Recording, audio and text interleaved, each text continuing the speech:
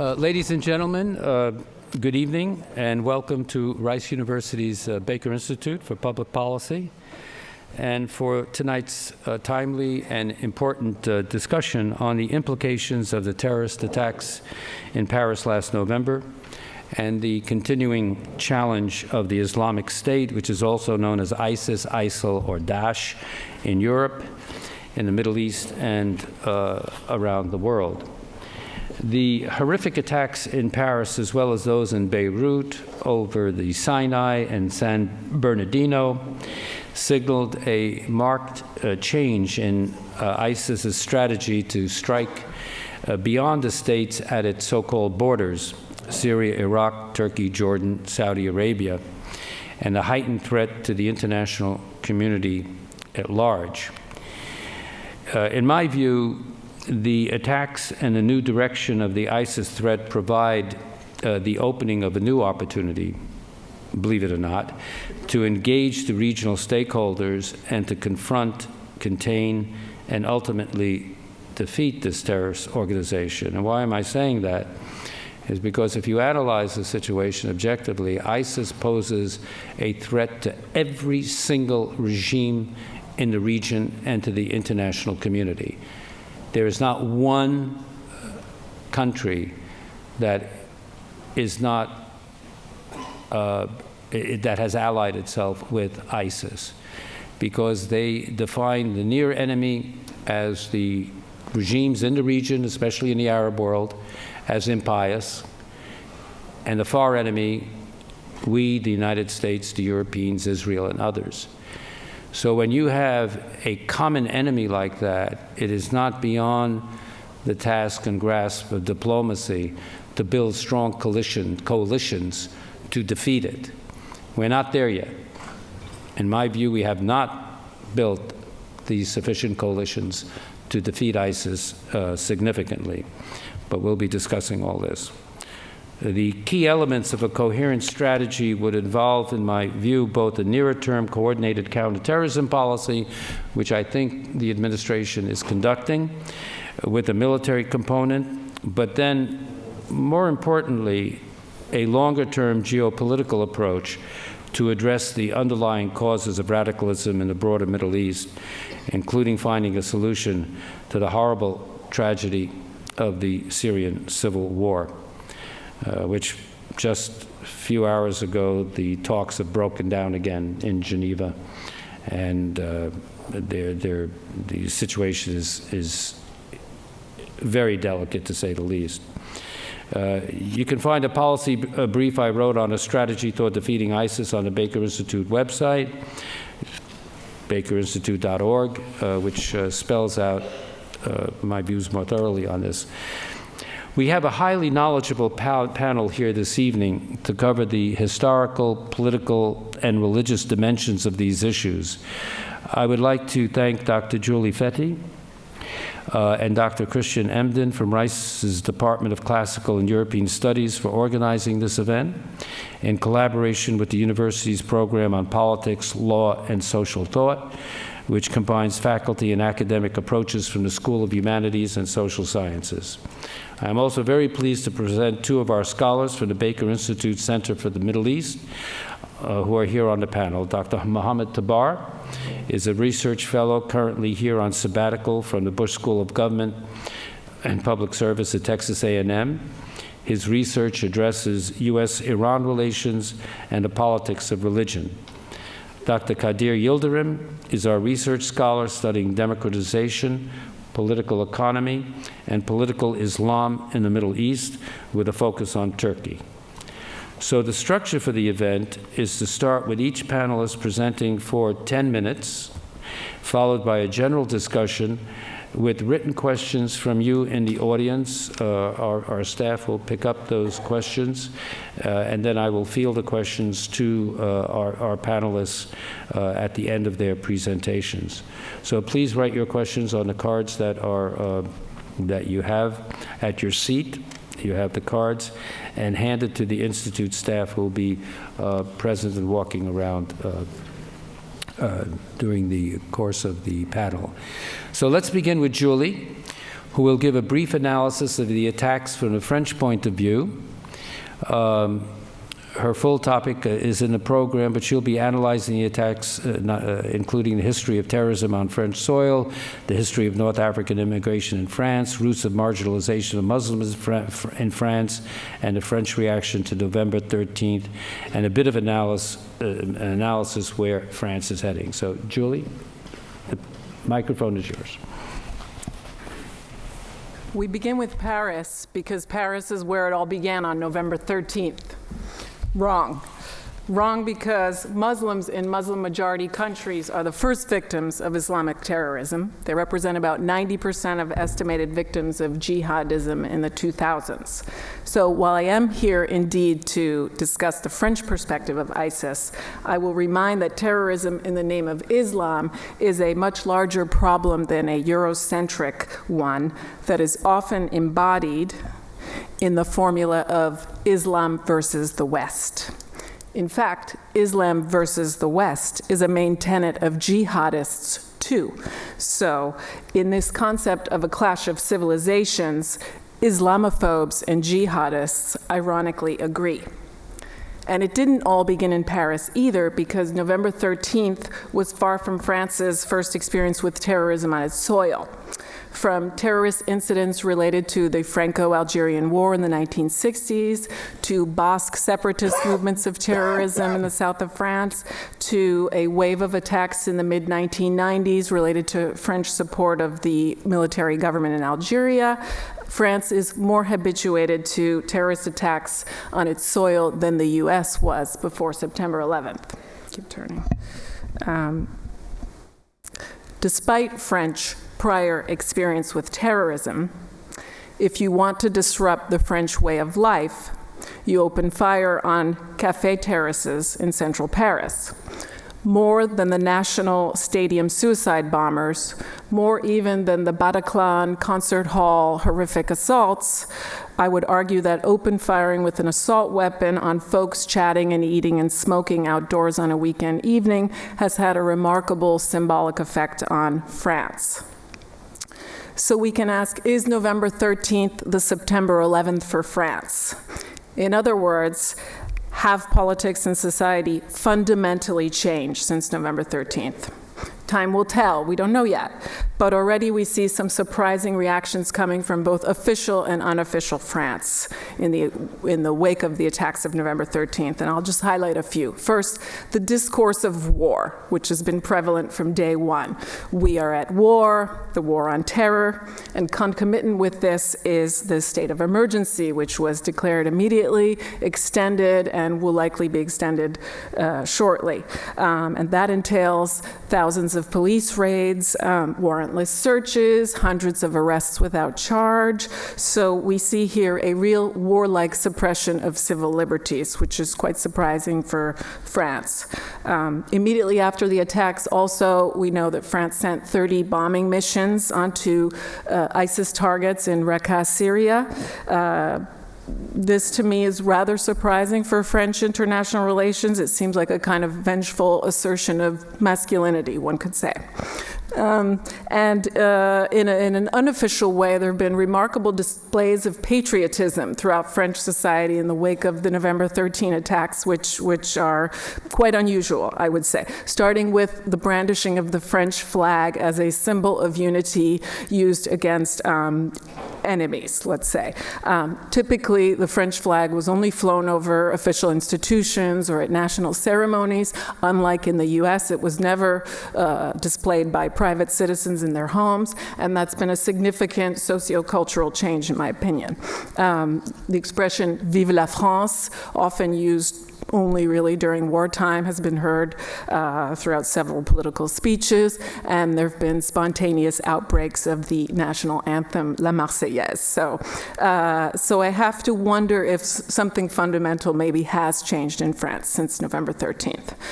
Why did this event happen in France? So two main reasons. On a practical level, because the perpetrators were French and Belgian, and we are still learning of the degree to which they were charged with their tasks by ISIS. But secondarily, because of the symbolic place that Paris holds in global culture.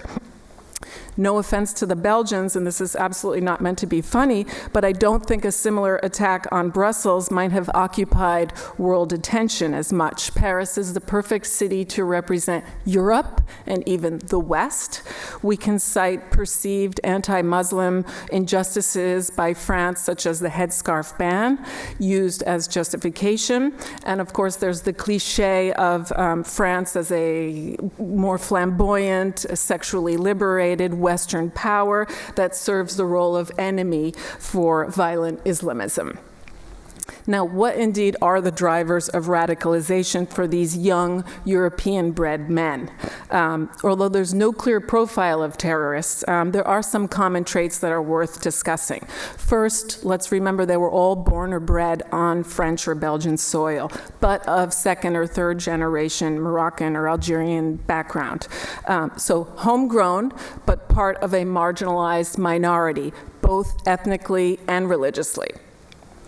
None of these young men had achieved any kind of socioeconomic integration into their home societies. Several had dropped out of school. None held a steady job of any kind. So before I go too far on the socioeconomic marginalization point, I do want to highlight the fact that there is a significant majority of Muslim French persons who are in working class and middle class jobs and who have integrated successfully into French culture and have achieved progress on the ladder of social mobility. So that's definitely a category of society that exists, but these young men were not amongst that group.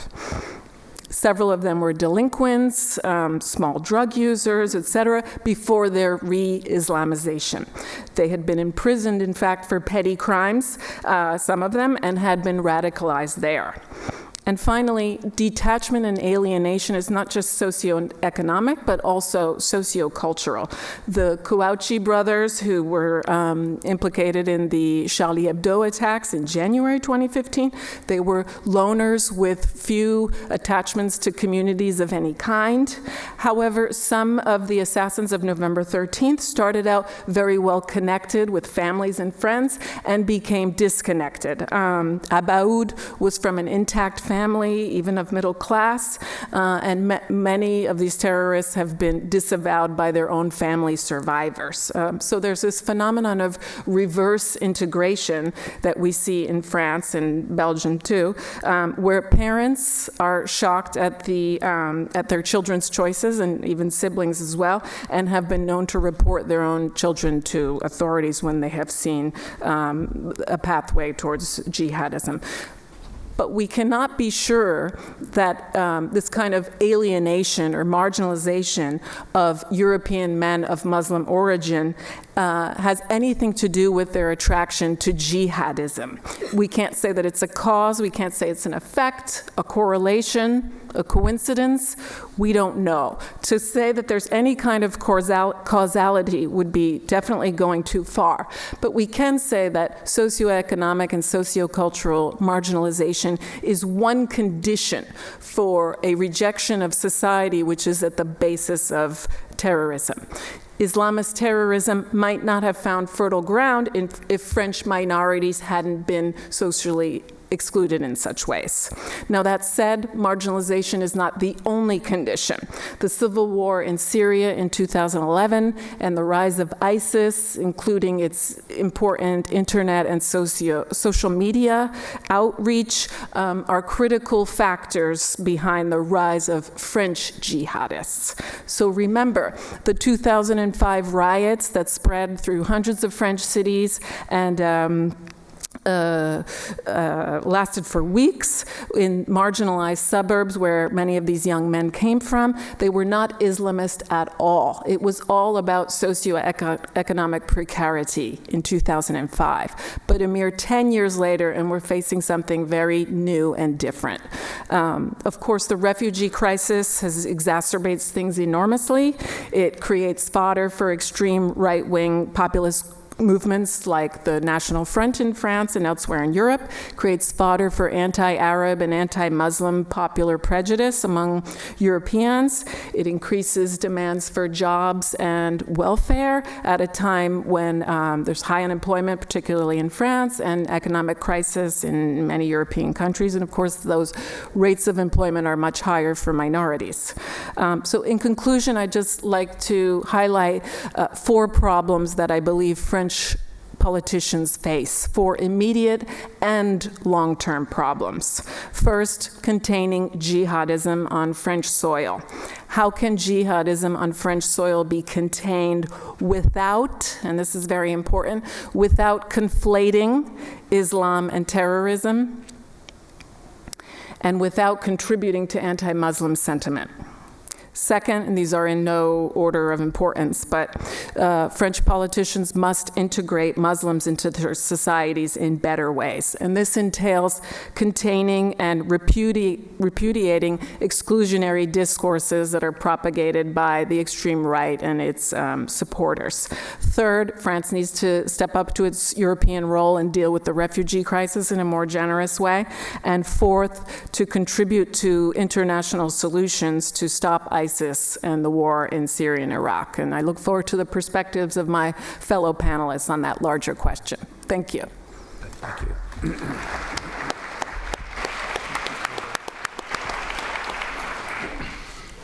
Thank you very much, Julie. And now Mohammed Tabar will discuss the religious dimension of the conflict with ISIS and the role of Iran. Thank you, Ambassador. Thank you all for coming. What I would like to do is to present you with a framework on politics of religion in the Middle East that we're working here. It's part of a bigger project we're working here at the Center for Middle East at Baker Institute. Kadir and I are part of this project. We are in a perpetual state of nostalgia over Islamism in general and militant religious groups in the Middle East in particular. Each time we see a new group emerges in the region, we hear how different, distinct, and dangerous this one is compared to the one before. How the world has never seen such devoted, irrational individuals before. With the appearance of ISIS, many argue that Al-Qaeda was an easier group to deal with. With the emergence of Al-Qaeda 20 years ago, many believed that at least Hamas and Hezbollah did not have a global agenda. And then after the formation of Hamas and Hezbollah in the 80s and later, many observers were saying that at least the Islamic Republic of Iran is a state actor with a return address. We see each new actor more fanatic, more ideologically driven, and more determined to replace the international order according to their divine outlook. And we think that they have interests and goals that are fundamentally different from the rest of the world. And we try to understand their actions and their goals by going through their doctrines. And this could be problematic and could be misleading, dangerously so. Because by doing so, we miss the politics behind their ideology and their action. Rather than obsess with their ideology as the root cause of their actions, we should turn it on its head, study it as a tool of politics, and use it as a window to understand their strategies. Otherwise, we play right into their hands, as Julie was suggesting a few minutes earlier. They want us to see them exactly as we tend to do, unique and distinct.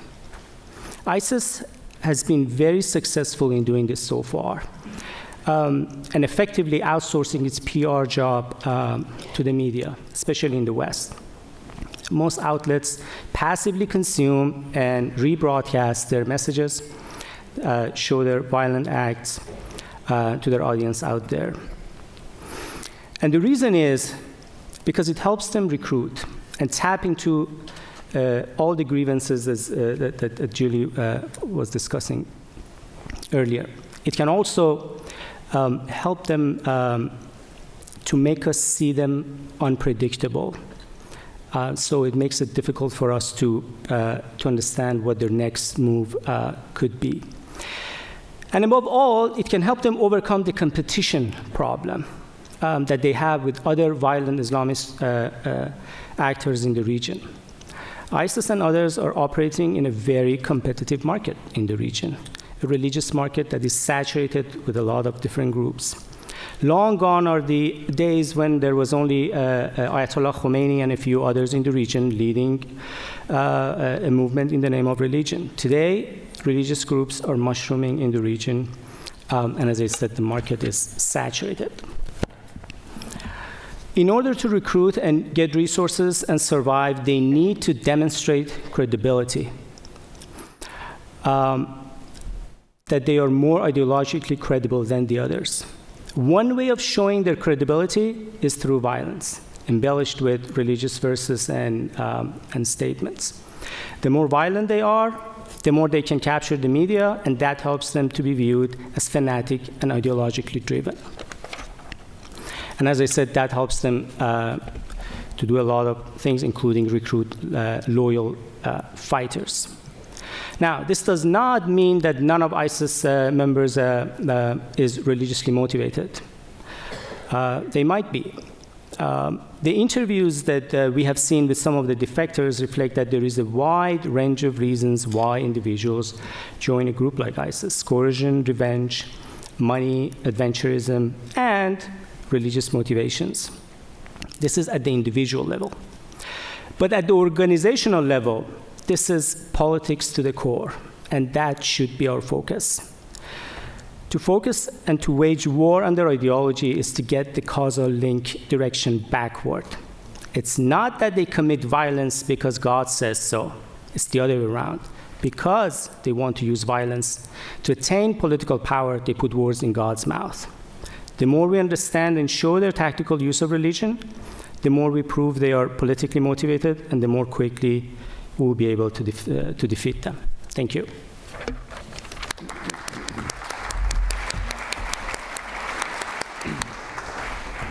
Thank you, Mohammed. Kadir Yildirim will now cover the ISIS-Turkey relationship and the implications for domestic and regional politics. Thank you, Ambassador. I'd like to divide my talk into two parts. In the first part, I'd like to perhaps harp on similar ideas that Mohammed mentioned in terms of ISIS in broad contours as an Islamist group. And in the second part, I'd like to discuss Turkey's involvement with ISIS in a way as a case study of why dealing with ISIS is difficult from a regional perspective. ISIS is a political actor that utilizes Islamist ideology. Islamism is oftentimes popularly conceived as the political doctrine of the religion of Islam, and this is a misnomer. This is a bad misconception. Islamism, also known as political Islam, is an ideology that uses Islam for certain political ends, political goals. Certain Islamic terms, concepts, ideas are borrowed and then reappropriated from the Islamic faith with the goals of the specific groups that use these. You know, it could be ISIS, it could be Muslim Brotherhood, or to some extent it could be AKP in Turkey, for example. So it is, in other words, not a faithful effort to try to implement religious doctrine in the political arena. But it is simply cherry-picking whatever fits their agenda at the time, those actors' agenda at the time. It's a very modern ideology. The origins go back to early 20th century, perhaps a little bit earlier than the Muslim Brotherhood's establishment in Egypt in the 1920s. But most importantly, the most forceful impact of political Islam comes about late 60s and early 70s, after the region, the Middle East region, sees kind of a series of failed secular ideologies throughout the region. To put it more simply, Islamists start off with political problems they want to address and look for solutions in the religion. Their use of religion, that's why, is very selective and convenience and expedience oriented. So it's, in a way, repeating what, again, Muhammad has mentioned. Their intention is never to implement a religious doctrine in its entirety. They are not looking to exhaustively do that. It's just whatever is expedient for their political purposes, they pick those components of their religion.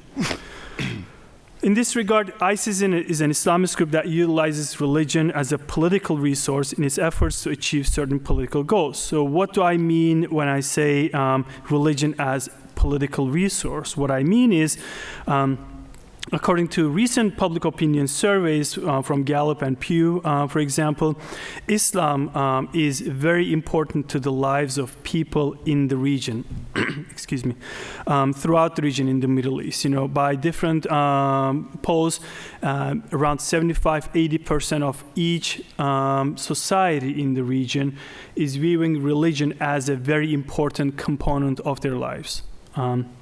And which is a very great proportion. Compare that to the Western world, for example, in which pretty much every single society is less than 50%. Many of them 20-30%, especially in Western Europe.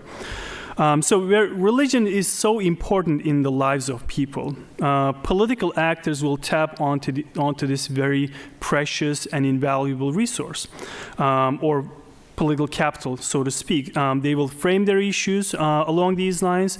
They will take their positions, political stances on this issue. It may be even secular actors, and they will also take religion very seriously. So it is, in a way, the currency of politics. Let me give you an analogy. We're in the 2016 presidential election cycle, and when we look at parties, in particular the Republican field, we see that certain themes come up on a regular basis. Religion figures very prominently in the speeches of the candidates. God and the Bible is all over the place in campaign trails. On the flip side, Muslims are being, turned into national scapegoats, facing based on the proposal of some candidates, either deportations or bans or other sorts of policies. So this is the power of religion in politics. The United States is obviously one of the most democratic countries in the face of the earth, and one of the most modernized. But at the same time, we see religion playing a very important role. Why? Because this is what the society is about. Among the Western countries, we see the United States as the most religion-conscious society. The religion is the most...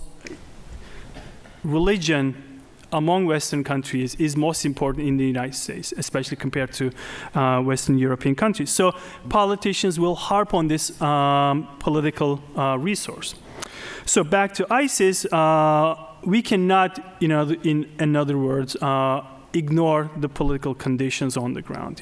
So ISIS has come about because of certain political developments on the ground, especially, for example, policies implemented by the U.S. largely in the aftermath of the Iraq's invasion in 2003, which largely marginalized the Sunni minority there. The development of the civil war in Syria after 2011. On top of that, regional countries' involvement in the Syrian and to some extent in the Iraqi crises, essentially spurring some of the developments as it relates to ISIS. So ISIS is making use of these political opportunities, and religion is a very good way to frame these grievances, so to speak. So, and finally on this point, let's keep in mind that the notions such as Islamic State or Caliphate are not really ancient phenomenon. Caliphate was ended in 1923 and has never had in the Islamic world a strong sort of demand for reinvigorating that, reestablishing that institution. The notion of Islamic State, for example, is a completely modern phenomenon. Before the 20th century, before early 1900s, there was no such thing as an Islamic State. It's a modern concept. So, and they come, and especially if we keep in mind the fact that these issues have come to fore in Iraq and in particular in Syria in the last decade or so, tells us something about the importance, the significance of political conditions bringing these ideas to the fore. So what ISIS does in the name of religion tells us less about what Islam is and what Islam stands for, and more about what ISIS is. So the second point I want to raise is about Turkey and ISIS. Turkey's relationship status with ISIS is complicated, to use, so to speak, Facebook terminology. At times we observe Turkey standing tall against terrorism, tall against violence of ISIS in the region, throughout the region, and condemning violence by the group in very strong terms. You know, over the course of the last summer, for example, we've seen in many occasions Turkey undertaking air attacks against ISIS, which was again a move along the same lines. At other times, however, Turkey really doesn't stand strong against ISIS, and this is a problem. For example, Turkey has had porous borders with Syria since essentially the beginning of the Syrian civil war that allowed ISIS to have a steady supply of recruits, both from Turkey to some extent, but more importantly, recruits coming from other countries and going into Syria via the Turkish borders. Despite extensive intelligence on ISIS and ISIS activities and its enablers in Turkey, Turkish security forces have what appears to be willingly failed to act on such information. So this was largely a political decision, not an intelligence shortcoming. Weapons and ammunition sent to Syria on a regular basis for over the course of several years, it appears from reports in the media. Among the recipients of these ammunition and weapons were groups like al-Nusra and possibly ISIS, and this is obviously another problem. And lastly, some high-level Turkish officials were implicated in facilitating ISIS's finances, especially through the sale of oil across the border. In particular, President Erdogan's family is indirectly implied. You know, we've seen this most, I think, significantly in Russian allegations. But in the media, these kinds of allegations have taken place even before Russia got involved in this ordeal. So the question is, what explains Turkey's lukewarm response to ISIS? You know, why did Turkey fail to act against ISIS in a more sort of determined fashion? The answer to this question lies in the fact that Turkey, like many other countries in the region, expects to benefit from ISIS in different ways. And two issues come to our attention. In particular, one is the Kurdish issue. The second is Erdogan's domestic aspirations for power. ISIS is being used or has been used to expand Turkey's influence in Syria, especially early on before 2014. Like some other countries in the region, like Qatar and Saudi Arabia, for example, who wanted to have an impact, an influence in the post-civil war Syria. Turkey has tried to get itself involved in the conflict in different ways, and that's why ISIS was a useful tool to that effect. In terms of domestic politics, the Turkish government has used ISIS's distaste for the Kurdish population in Iraq, Syria, and in Turkey to its own advantage. You know, throughout 2015, we've seen in a number of cases that Kurdish targets have been attacked by ISIS militants, and we've seen very significant intelligence negligence and also failing to act on intelligence against these attacks by the Turkish security forces in a number of repeated occasions. The most important one, the Ankara bombing in October 2015, where more than 100 people have died, and it was deadliest attack in Turkish history, terrorist attack. And there was a systematic campaign by the Turkish government to present this as not as an ISIS attack, despite the security reports to this effect, but rather as a PKK, the Kurdish militant group's attack against a Kurdish political movement being in a rally, which is kind of an ironic situation. So why are Kurds so important in Turkish politics? One reason is because Erdogan and AKP view Kurds at this particular political context as the main obstacles in front of establishing a presidential system which would allow Erdogan to be the uncontested leader in the country, with little opposition in the country. Internationally, the continued existence of ISIS also allows Erdogan to relieve some of the pressure on him because, the refugee issue, obviously, he's able to use that against the European Union. And continued ISIS problem is also good for its relationship with the United States because that allows Turkey to play somewhat of a critical role in the impending coalition, I guess, against ISIS. So that is... The Turkish government is able to manipulate both ends, EU and the United States, by using ISIS. I'll stop here. I think I'm a little bit over time. I can answer questions later in the Q&A.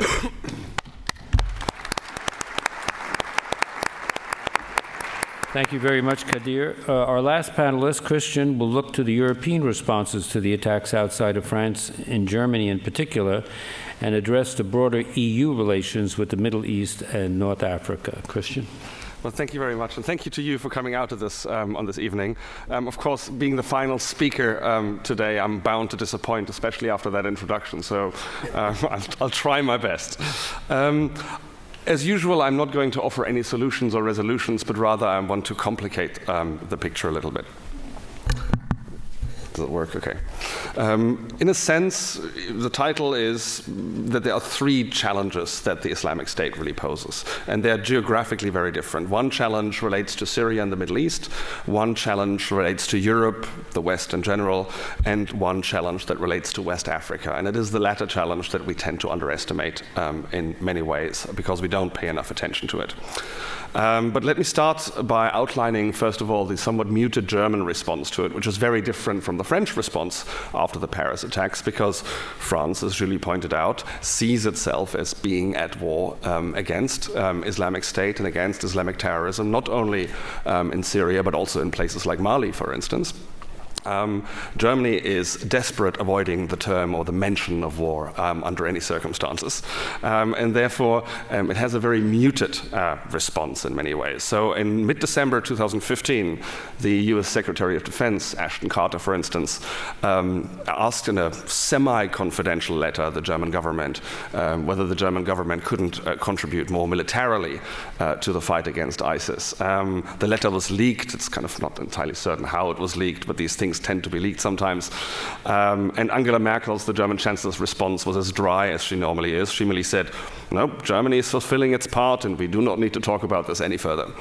To some extent, this reflects, it seems to reflect some disagreements in the foreign policy positions that the US and Germany currently occupy. There are some disagreements with regard to Ukraine, with regard to Russia's assertiveness in Eastern Europe, for instance.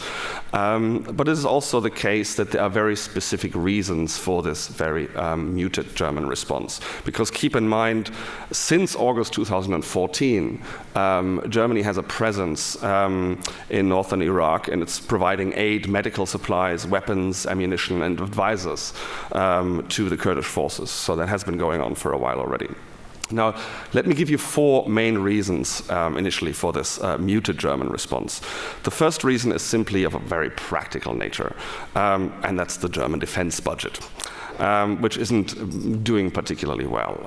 The German forces are overstretched. They're currently operating in Afghanistan, Kosovo, Iraq, off the Horn of Africa, throughout most of the Mediterranean. And the German Air Force provides the logistics that the African Union actually requires in South Sudan. Most German citizens are not aware of this kind of global deployment of German forces. Now, currently, the defense budget is projected to increase by about 6% until 2019, but that's a minute increase if you compare that to the defense budgets of France or the UK, and especially, of course, of the US. The recent budget was announced in the US as well, which quadrupled its commitment to the European theater. The second reason, so the bottom line of the first reason is the German forces are simply not ready for any sustained combat operations, and especially not in Syria. The second reason is that German foreign policy as a whole, which is currently undergoing a very substantial review, is not geared towards intervention or response, but rather towards conflict prevention. And that's a very it's a very fundamental pillar of German foreign policy, which sometimes makes it very difficult, but which also can yield great success, and perhaps we can come to that later a little bit. The third reason for the muted German response is the question of terrorism itself. Historically speaking, since the mid-1970s, the German view of terrorism has been as a law enforcement problem, not really as a military problem. By and large, it has been a successful approach. There have been no major Islamic fundamentalist attacks on German territory, quite in contrast to France, the UK, or even Denmark. That's probably going to change. There's every indication that this is going to change. But this German emphasis on law enforcement also reflects a commitment to a very strong constitutionalism, which is a hard-won historical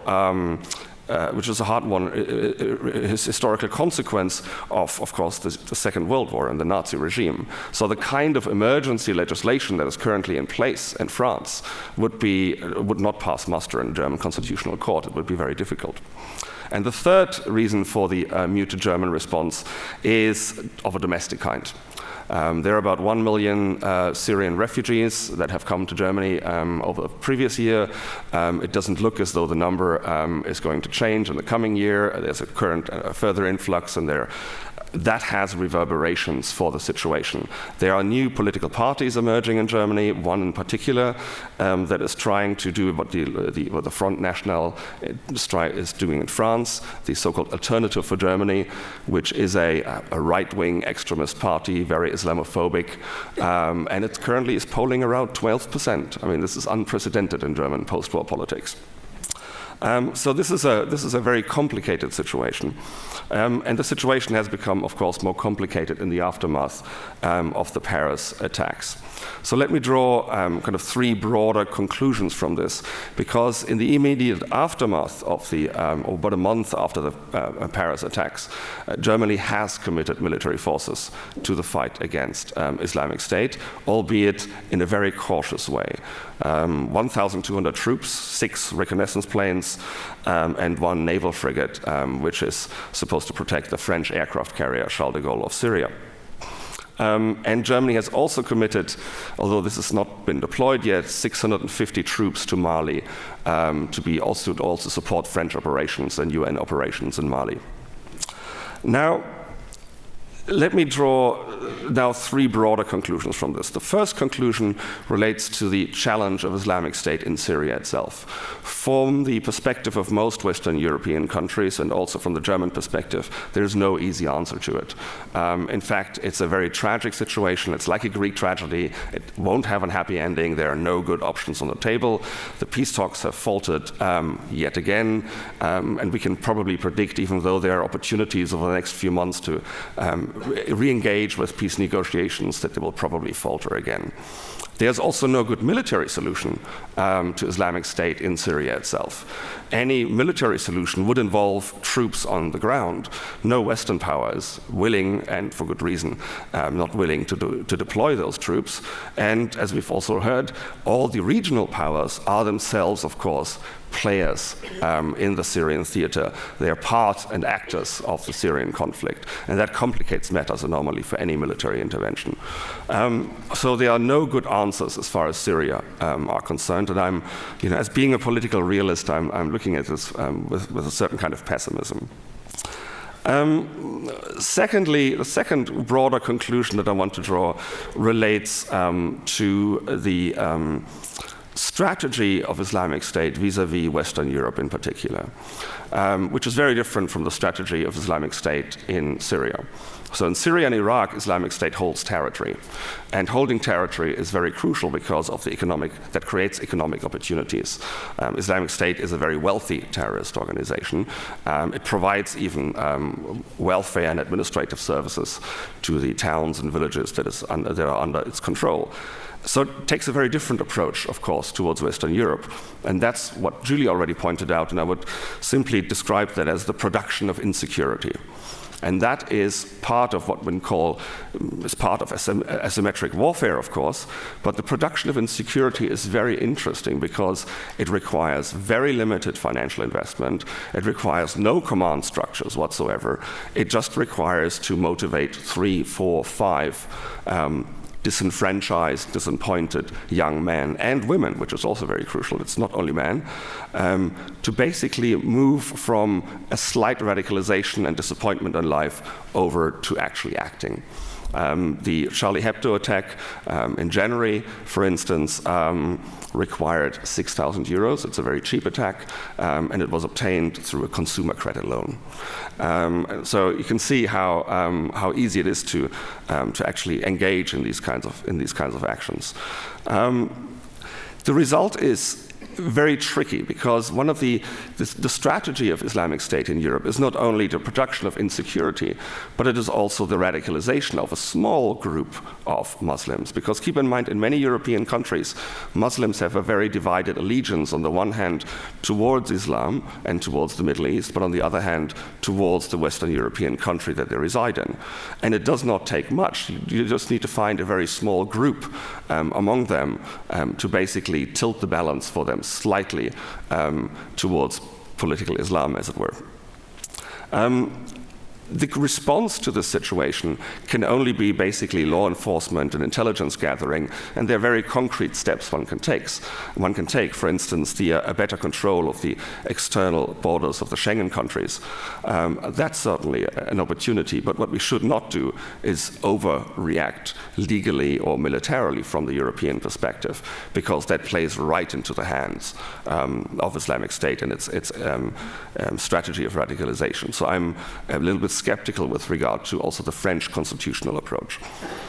Now, the third issue I want to raise, or third challenge I want to raise, relates to the future of Islamic State. We are, for good reason, at the moment focusing predominantly on Syria and the Middle East. At the same time, we need to keep in mind that Islamic State has already established bridgeheads in Libya. There are subsidiaries, as it were, in places like Algeria and Tunisia, and Boko Haram in Nigeria has recently renamed itself Islamic State of the West African Province.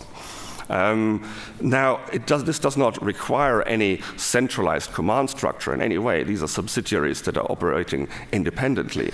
But it certainly complicates matters enormously because the theater within which Islamic State operates and its allies operate basically moves southwards towards West Africa, which is dominated by countries that have only relatively recently created civil societies and the institutions of civil societies, and also entered a path of sustainable economic development.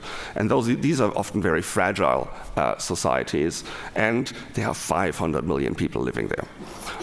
So this can potentially have an enormous impact on the situation in West Africa, and there are very good reasons why we should wisely not intervene there in any way militarily, but certainly provide the framework or the opportunities to strengthen civil society in that particular region. It's very crucial because I see this from my own point of view as potentially a much greater problem almost, especially from the perspective of the European Union than the current situation in the Middle East. Now, let me end with a general statement. It seems from a European perspective, by and large, that it's impossible to defeat terrorism. What we can do, neither at home nor abroad, but what we can do is to manage it, and that many European countries have been doing this since the 1960s quite well, at least within their own borders. It's unrealistic to assume that we can defeat terrorism, but we should also not force non-Western countries, either in West Africa or in the Middle East, to simply adopt historically hard-won liberal Western institutions, because that can easily be portrayed as a kind of imperialist engagement, as an imperialist kind of gesture towards those countries. And that is often very counterproductive and breeds the ground on which this kind of terrorism is able to flourish particularly well. So the best we can do, as it were, and that's where I'm probably going to be the disappointment, is to create a framework of opportunities. And this framework of opportunities should only really have one task. The only thing it needs to do is, and it's a hard thing to do basically, is to make terrorism the less reasonable choice for young, disenfranchised individuals, not only in West Africa, but also in Europe. And I'm sure there will be many questions still coming up, but I think I'm going to leave it at that. Great. Thank you very much.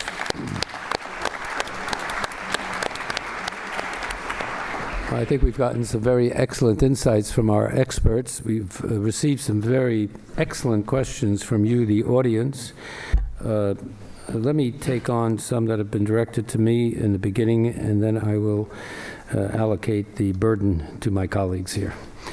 One question is how much Muslim backlash has to do with U.S. and European wars, invasions, death, and destruction in the Middle East? The causality, there are several questions along these lines. The causality of ISIS or Al-Qaeda is really complex. This is a very good question. In a historic context, you can, those of you in the audience I see who have taken my class will know that one of the causes is the post-World War I, end of the colonial period, and the Treaty of Versailles and the Sykes-Picot Agreement, the so-called settlement of 1922, when fundamentally the British and the French divided the Middle East according to their own colonial and imperialist designs. They drew lines in the sand, literally speaking, to create what we know as the modern Middle East. If you look at the Middle East clinically, objectively, and this is always controversial when I say this, there are about, and I'm excluding Israel from this, but there are three nation states: Turkey, Iran, and Egypt, that have long cultural, historic roots. The other countries are important, but many of them were designed in this post-colonial period in the settlement of 1922. Some of the lines drawn in the sand were quite artificial because they separated ethnic groups from one another. Afghanistan is certainly one major, the Durand Line, the Pashtun Nation. If you look at a map of the Middle East that you all know and are familiar with, it looks all very evenly tailored. But if you look at the ethnic, religious maps of those same areas and countries, you'll see how diverse they are and how complex they are. So, yes, the Europeans, especially the divisions of the Middle East in the famous or infamous settlement of 1922, are a causality of the disturbances we see today. The Palestinian-Israeli problem. It was decisions made by the British government, the Balfour Declaration for a homeland for the Jewish people in Palestine. Syria, Lebanon. The French carved out a larger Lebanon because they wanted a Christian predominant state in Lebanon. And the enmity between Syria and Lebanon that we've seen in contemporary history is very much there. Iraq was designed, its borders were designed by the British. Saddam's invasion of Kuwait is predicated in part historically on the fact that the Iraqis never considered Kuwait to be an independent country. They considered it to be a province of Iraq. But the British drew the line. Jordan, which was Transjordan, was a total artifice of British diplomacy to give Emir Abdullah, who helped them defeat the Turks during World War I, a kingdom. And I can go on and on, we just don't have the time. The other fundamental reason for Muslim backlash, and we don't have one of our excellent scholars here, Christian Ulrichsen,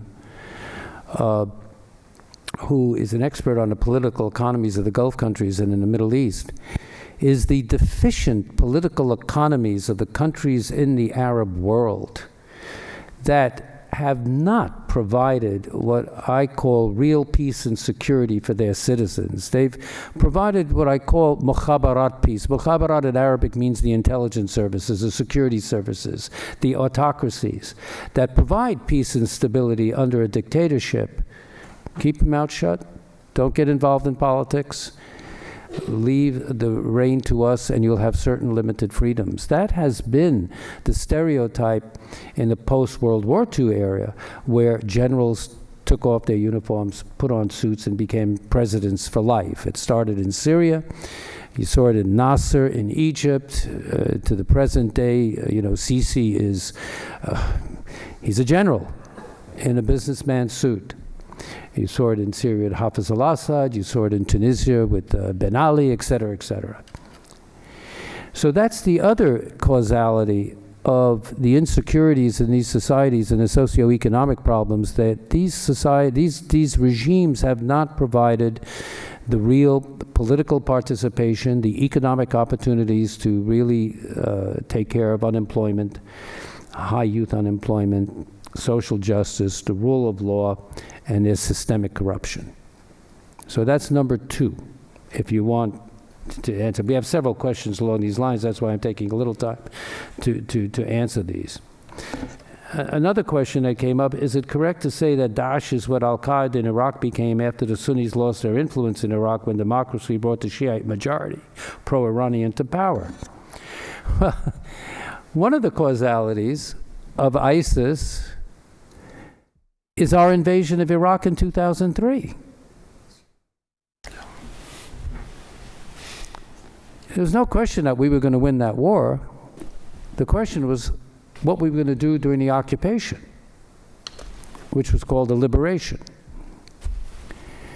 We fumbled the occupation of Iraq to such a serious extent that two of the major decisions made by the Bush 43 administration in dismantling the Iraqi military and dismantling the Ba'ath Party meant that the United States military had to assume law and order for a whole country, and by destroying the Ba'ath Party and getting rid of the technocrats and the people who ran Iraq, that we would have to nation build and run the country. It proved we couldn't do it. Even the United States couldn't do it. So in the chaos that followed,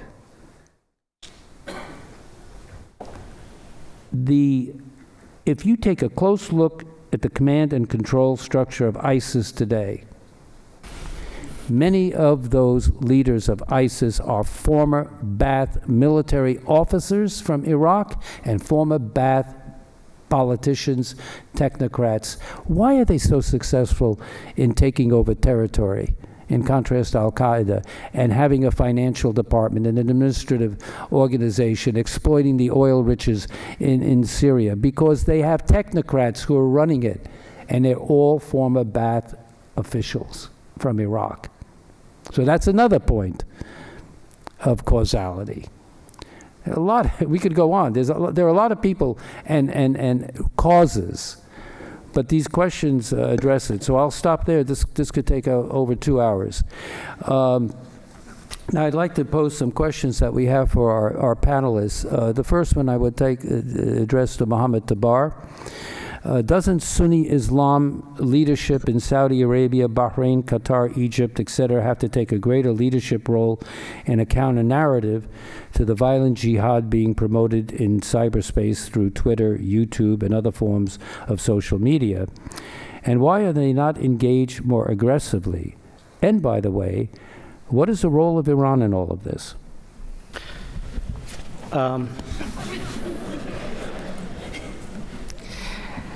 I think there is an assumption in the question that this is a sectarian war.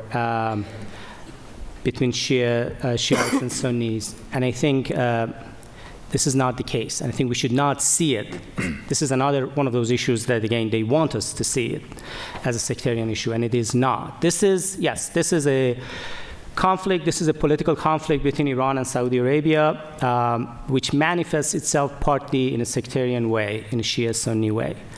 But the core of it is not. This is not a Shia-Sunni thing. Some people say this has been going on for 1,400 years, goes back to the 7th century after Prophet Muhammad died. There was this division between the Shiites and Sunnis, and they've been fighting and killing each other for 1,400 years. That's not the case. This is relatively new. Yes, there was a conflict between Shiites and Sunnis, and within Sunnis, within Shiites. For a long time, it was not necessarily bloody. It was theological. You see the same tension in Christianity and other religions and other ideologies. And this is a relatively new phenomenon. With the invasion of Iraq and collapse of the Ba'ath Party in Iraq, the balance of power changed in the Middle East. And Iran and Saudi Arabia began competing to fill the power vacuum. And of course now, because Iran is coming out of the sanctions, the Saudis are even more worried because they would like to see Iran artificially boxed in, because Iran is a natural power in the region. They would like to see Iran artificially boxed in so it cannot dominate the region. So one way of dealing with this issue is framing it as a religious conflict, because Iran is a Shia state, Saudi Arabia is a Sunni largely. And Sunnis are 90% of the population, so automatically Iran is on the losing end of this, because here Iran is representing only 10% of the Muslim world. So it serves the Saudi interest to say this is a Shia-Sunni conflict, but it is not. And as you can see, as you mentioned, more than 90% of the victims of ISIS are Muslims, and many of them are Sunnis, they're not necessarily Shiites. So again, framing this in an ideological way is purely instrumental, and we should not see it that way. Instead of engaging with them theologically, I think we should expose their instrumental use of theological doctrines. Thank you.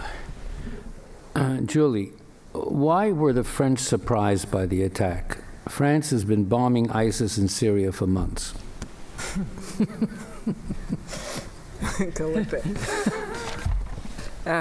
It's true that, France has also been one of the most major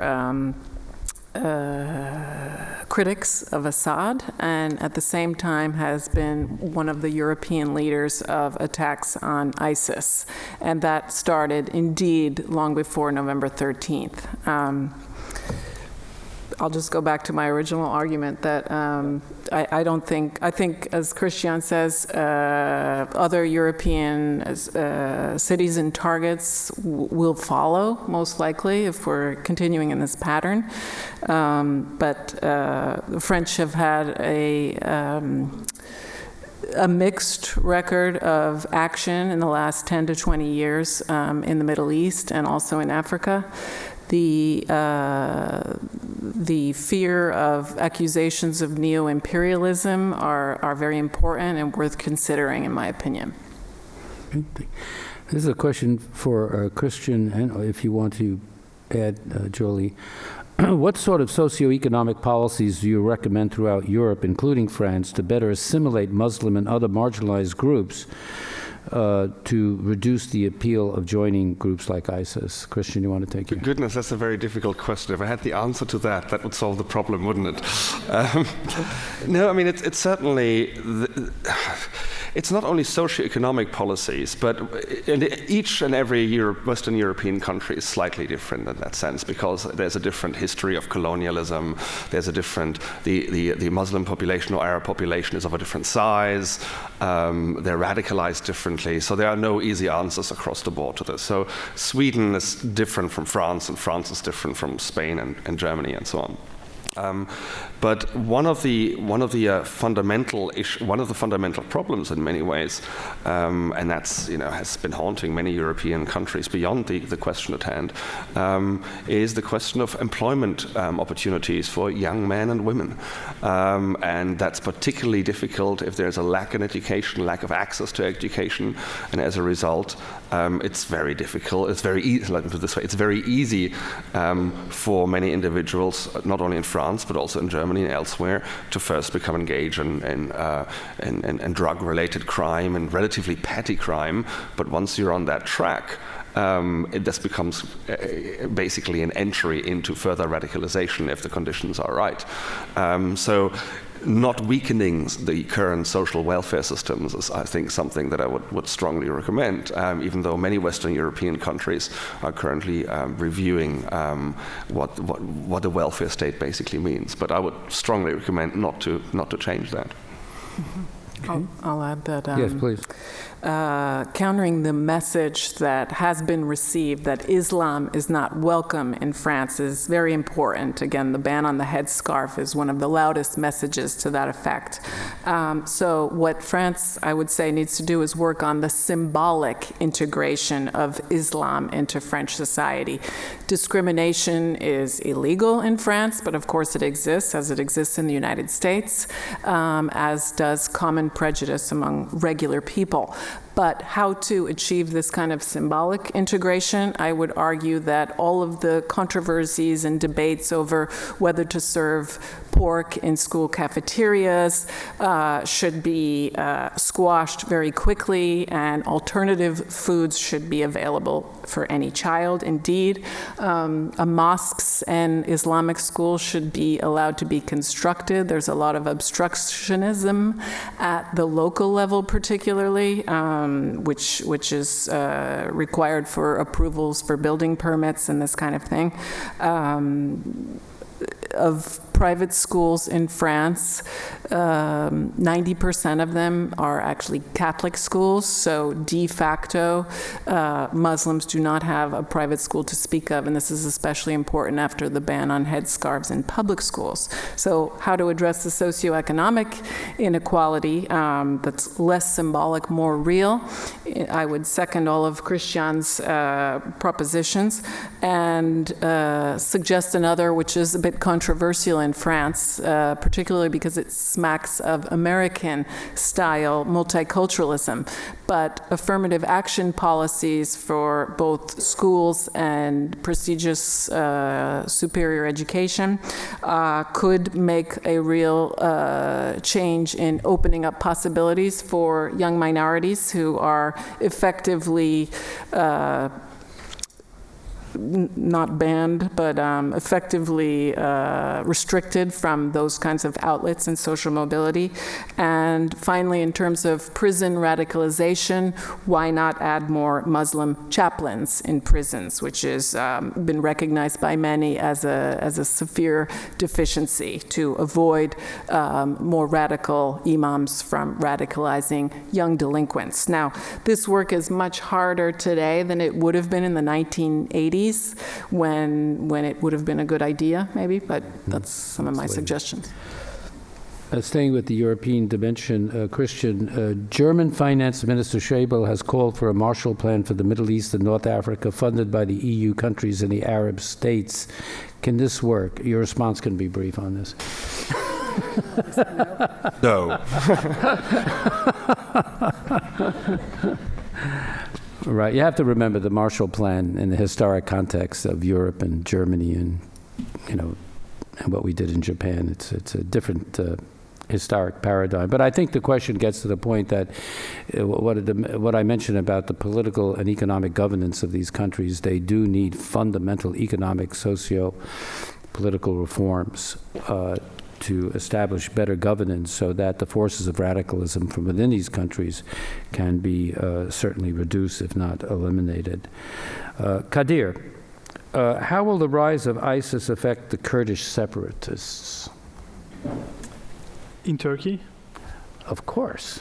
Oh, wait, are the Kurdish separatists elsewhere? Tell me, educate me there. Well, I mean, Well, that's true. They could be elsewhere too, of course. Yeah. Well, the rise of ISIS, I mean, I think it's a little bit problematic right now for the Kurdish population because they're being squashed by the government, especially in the aftermath of June 7 elections and also a little bit in the process leading up to the June 7 elections, parliamentary elections in Turkey. ISIS doesn't like Kurds, and Kurds don't like ISIS, partly because, especially Kurds in Turkey, because of ISIS atrocities, first in Kobani, but also in other parts of Syria and Iraq. So there is, I think, that natural dislike, mutual dislike on both sides of the spectrum. But the problem for Kurds is that ISIS is being used by the largely by the Turkish government to counter Kurdish demands and to manipulate the Turkish public opinion. And this is a problem. It's very difficult to see the end of this problem for the Kurdish population in Turkey right now. Unfortunately, I think there was a good point back in May 2015 when there was some distance that was achieved in terms of peace negotiations between the Kurdish minority and the Turkish majority in Turkey. But with the parliamentary elections, 2 successive parliamentary elections, and the fact that the Kurdish minority in Turkey has achieved 13, almost 14% of parliamentary representation has obstructed Erdogan's political ambitions, and that has disrupted all the momentum that was gained. And I think, personally, I don't think there is any kind of outlet from this, and if there is going to be anything, that's going to be complete separation between Turkey and southeastern Turkey as an independent Kurdish state. I don't know the odds of that happening, but other than that, there's really not much that's in sight, fortunately. Okay, thank you. Mohammed, how committed is the Iranian regime to Bashar al-Assad in Syria? Thank you. I realize I forgot to answer the previous question, which was related to this one. So what is Iran's role in this whole thing, and what does Iran get out of the conflict in Syria? So the ideological differences between Iran and ISIS are a lot. The two cannot be further from each other. For ISIS, Iran, being a Shiite state, is worse than infidels, because the Shiites, they are heretics. They have seen the truth, and then they decided to deviate. So ideologically, they're very, very different. And Iran sees ISIS as could be a long-term problem for Iran because it could tap into Sunni grievances. 10% of Iranian population, 8% of Iranian population, they're Sunnis, and they're discriminated against. And Iran is worried that ISIS could tap into their grievances. And Iranian officials have said in the past couple of months that they have prevented members of ISIS to carry out several attacks inside Iran. So it is a concern that Iran has. However, in a very strange way, ISIS can serve some short-term interests. It has replaced Iran as a threat, as an important threat to the U.S. And President Obama, a couple of months ago, he said ISIS is a more serious threat to the U.S. than Iran is, and that reduced the pressure on Iran, and in a way helped Iran to keep Assad in power. Syria is Iran's only strategic ally since the 79 revolution. And if Iran loses Syria, I think it will find itself in a neighborhood that it can probably no longer recognize. So it's a very important ally. It's Iran's link to Hezbollah. Now Iran is trying to increase its influences in Iraq as a possible replacement. Nevertheless, Syria is an important ally to Iran. And also, ISIS brought Iran and U.S. To an odd position, so they're collaborating against ISIS in the region. Other than that, there are two other things that ISIS is, in a way, helping. So one is Iran is framing itself as the most stable country in the region right now, as economic sanctions are being removed from Iran. Iranian leaders are going to Europe and saying that come and invest in Iran because this is probably the most important, the most stable country in the region. There's also a domestic dimension into this. There are going to be two important elections in Iran in a couple of months. And I've seen Iranian leaders telling the population that come and vote. Even if you don't believe in the system, even if you don't believe in the ideological nature of the system, come and vote because that will empower us. And otherwise, if you rise up, we could end up like Iraq, Syria, and other nations. So for your own security, come and vote. And I found it very interesting that they use this as a way to bring some form of legitimacy to the government. Thank you. We're running out of time, but this is a generic question. Why does it take so long for the Islamic countries in the Middle East to join the fight against ISIS, both in words and action? Before I turn it over to the panel, I'd like each one of you to comment on this. It's interesting, there are news reports coming out now as to U.S. policy in Iraq and Syria against ISIS, and it's interesting, in response to this question, that the U.S. coalition, which is very nebulous, a lot of numbers, but very nebulous and not that coherent, that the U.S. and our special forces are working very closely with the Iraqi military and with the Peshmerga to make a major move to retake Mosul, the second largest city in Iraq that ISIS took over. This would be an incredibly important defeat for ISIS if that happens. The other aspect of it is that the U.S. is working with special operations. Of course, these aren't really major combat boots on the ground in Syria to take Raqqa, which is the capital of ISIS, the so-called caliphate in Syria, using some Kurdish forces and some Syrian rebel forces. What bothers me about all that, and in response to this question, is where are the Arabs? So, you know, why does it take so long for Islamic countries in the Middle East? Well, I think you've gotten some of the responses from our panelists here, because there are different agendas and political agendas of each one of these countries in the region. But I just want to throw it out to just get your reflections on this before we conclude tonight's event and try to answer this question. So, Julie. Well, I think the primary question is where are the Saudis, and I probably have the least expertise in answering that question. I'll pass it back to you. Okay. Well, the Saudis are preoccupied with the war in Yemen. I just came back with our Center for Energy Studies team just 3 days ago from Saudi Arabia, and their preoccupation is Yemen, the war in Yemen. Now, this gets into what Mohammed's been talking in. The Saudis have defined the Yemeni conflict as part of the political struggle with Iran, because Iran is supporting the Houthis, this minority group in Yemen, and the Saudis have interpreted this as part of their Iran's quest for hegemony in the region, and they're expending with the UAE considerable financial assets and military forces in a real war.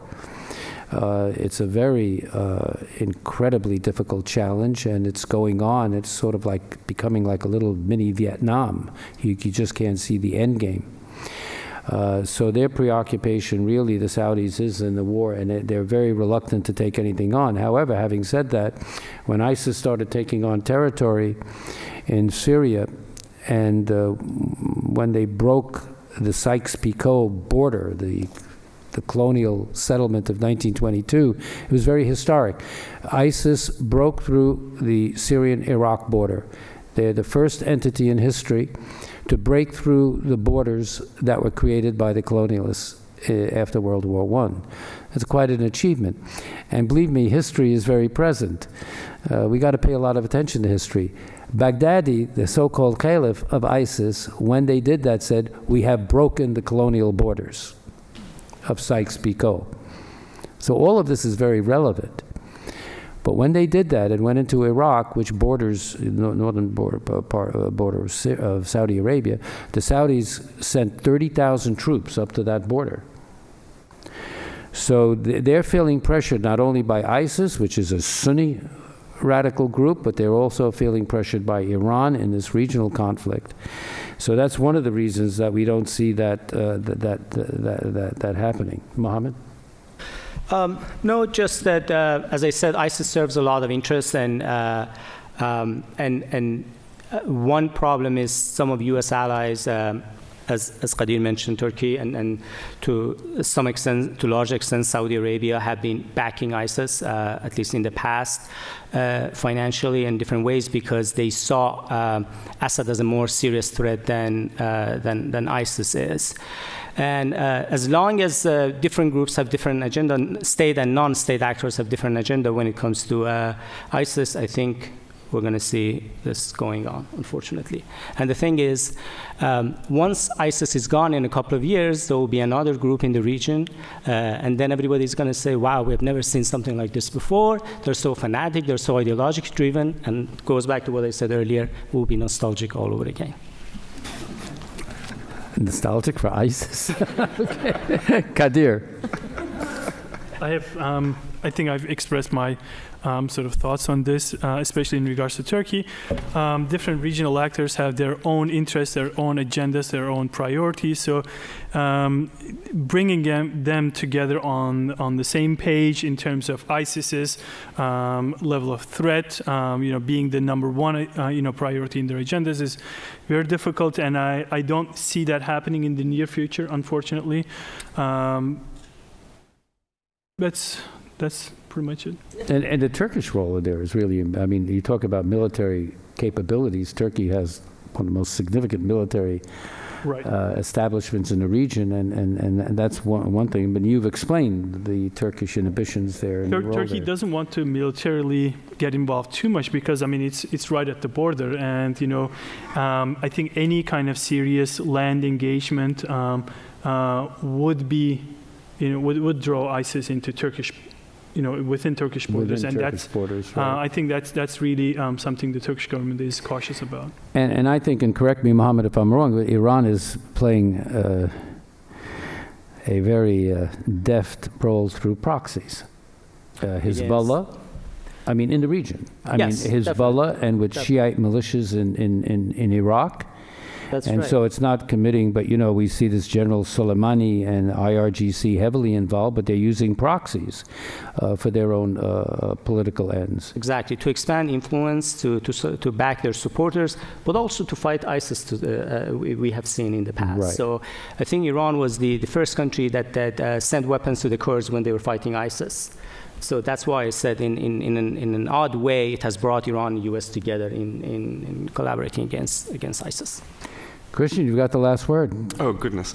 I think I agree with everything that has been said so far. I mean, one of the reasons why we see no willingness to build, as it were, a Middle Eastern coalition against Islamic State is that Islamic State is not seen as the same serious threat as we see it.